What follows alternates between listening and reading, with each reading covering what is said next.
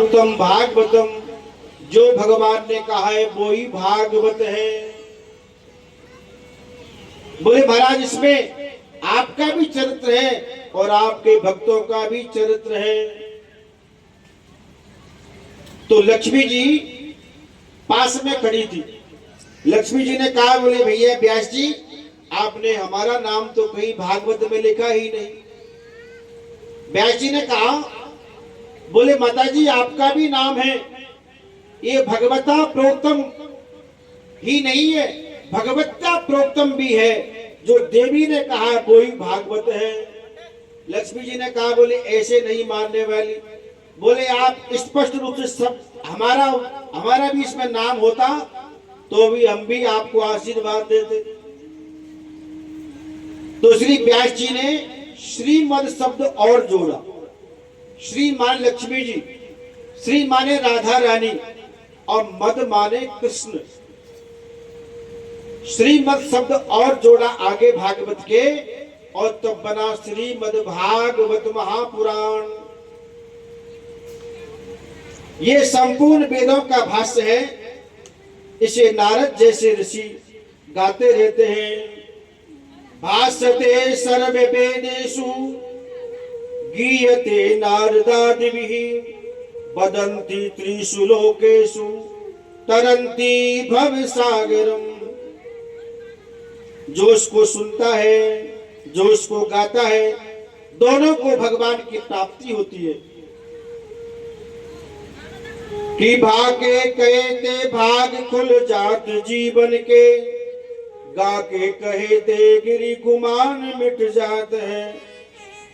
कि पाके कहते बरन होत विष्णु दूतन में, ताके कहते भव सिंधु तर जात है। ये भागवत महापुराण है। ऐसा दिव्य ग्रंथ बन के तैयार हो गया जो भगवान की ही वाणी है। लेकिन अब चिंता में पड़ गए व्यास जी कि मैंने भागवत संगीता तो बना के तैयार कर दी, लेकिन इसको अध्ययन करने वाला भी कोई परमहंस होना चाहिए। अब परमहंस संसार में कहां से आवे? तो व्यास जी महाराज उदास होकर के बैठ गए।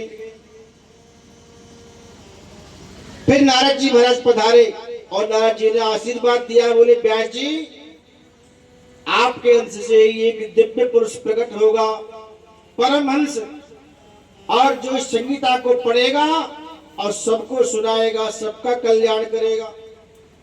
बोलिए श्री सुखदेव जी महाराज की जय। तब सुखदेव जी का जन्म हुआ। आप देखो बंधुओं, सुखदेव जी महाराज की ग्रंथों में जन्म की कथा आती है कि सुखदेव भगवान का 7 प्रकार से अवतार हुआ।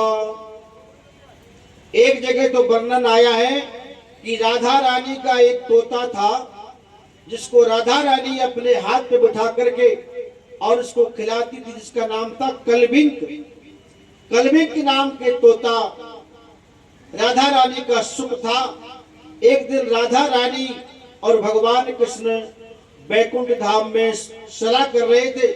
बोले हे राधा रानी, अब हम और आपको भी मृतलोक में अवतार लेना है। तो सुखदेव वो लीला सुख कलबिंक बोल पड़ा। बोले हे स्वामी जी, आप कहाँ जा रहे हो? राधा रानी, आप मुझे छोड़ के कहाँ जा रही हो? तो बोले भैया, हम तो मृतलोक में अवतार लेंगे और लीला करेंगे। तो सुखदेव ने कहा, बोले महाराज मुझको भी साथ में ले चलो। तो वो ही राधा रानी का कलबिंक तोता समय आकर के यहाँ पैदा हुआ, वही सुखदेव है। एक जगह भगवान शंकर ही सुखदेव बन करके प्रकट हुए,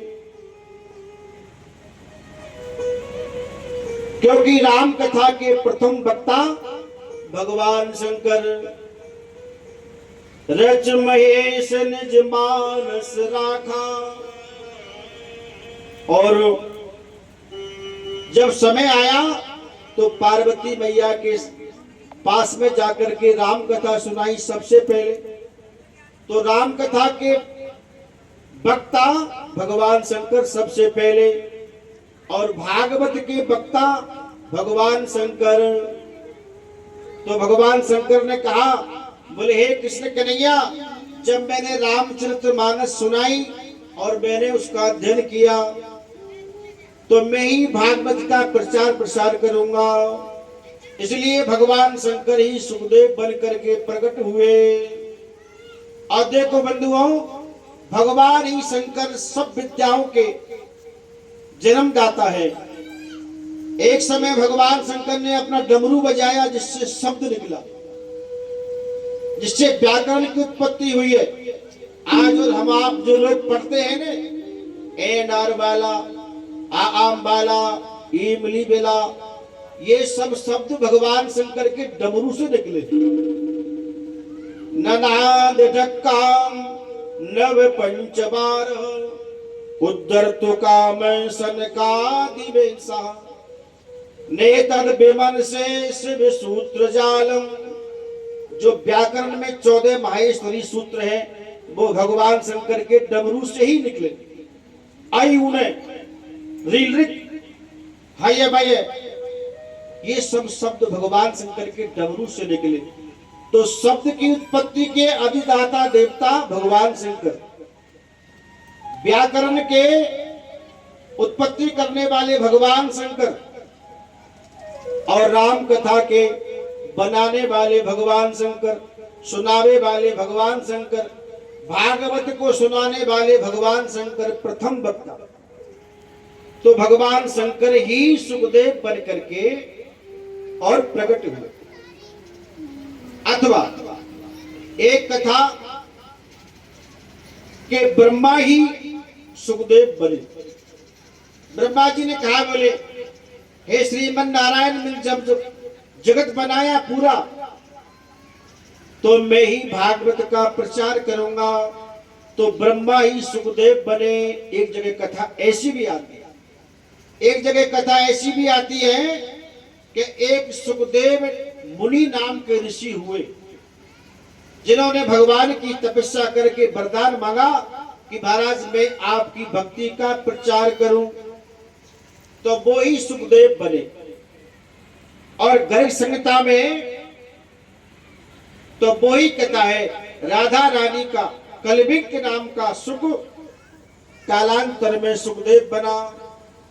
एक बार भगवान भोले बाबा सत्संग करने के लिए कैलाश पहुंच गए, और कैलाश जाकर के जैसे ही देखा कि भोले बाबा समाधि में बैठे हुए, पार्वती मैया भजन कर रही है, तो पार्वती मैया को नारद जी ने जैसे ही देखा, तो पार्वती मैया आई, नारद जी को प्रणाम किया, और नारद जी भ्रमण करके और फिर वापस आने लगे। पार्वती ने कहा, बोले नारद जी आप अभी तो आप आए हो और फिर चल दिए आप, कैसे आना हुआ महाराज, क्या कारण है? तो नारद जी ने कहा, बोल देवी क्या बताऊं, मैं तो सत्संग का ही तो मुझे रस मिलता है, मैं सत्संग करने के लिए आपके आया था, लेकिन जब भी आता हूं तो आपका पति तो समाधि में ही बैठा रहता है, ये कभी मुझे मिलता ही नहीं, तो सत्संग का आनंद तो मिलता ही नहीं मुझे। अब मैं रुक के क्या करूंगा, यहाँ जा रहा हूं। और नारायण नारायण करते हुए नारद जी चले। तो पार्वती मैया ने रोका, बोले हे नारद जी, अरे मेरे पति तो समाधि में बैठे, तो क्या हुआ? अरे मैं तो जागृत अवस्था में हूं, और सत्संग महाराज आप मुझे सुना दो, मैं सत्संग सुनूंगा आपकी। नारद जी ने कहा, बोल देवी जी ठीक है, यदि आप चाहती हो तो आसन लगा लिया।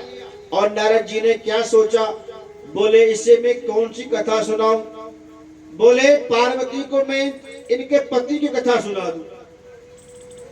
तो नारद जी महाराज भोले बाबा की कथा सुनावे लगे। पार्वती ने कहा, बोले नारद जी बस बस बस महाराज ऐसी कथा मत सुनाओ, अरे वे तो मेरे पति हैं, और पति को पत्नी से ज्यादा कोई नहीं जानता। महाराज आपसे ज्यादा तो मैं जानती हूं उनको। बोल देवी अच्छा आप जानती हो?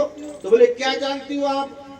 बोले मेरे पति शमशान में रहते हैं, भस्म लगाते हैं, त्रिपुंड लगाते हैं, बिच्छुओं के कुंडल पहन रखे हैं, सर्पों को गले में धारण कर रखा है, एक हाथ में त्रिशूल है और महाराज जटाओं को इकट्ठा करके बांध रखा है, उसमें से गंगा मैया की धार निकल रही है, माथे पे चंद्रमा है, त्रिपुंड लगाए हुए हैं और तीसरा नेत्र भी भगवान शंकर ने लगा रखा था भ्रकुटी के मध्य में, बागंबर ओढ़े हैं, महाराज लंबी लंबी जटाएं हैं। ऐसा दिव्य जब स्वरूप वर्णन किया तो नारद जी ने कहा बोल देवी जी अभी तो आप भगवान शंकर को ठीक प्रकार से नहीं जानी। बोले कैसे महाराज?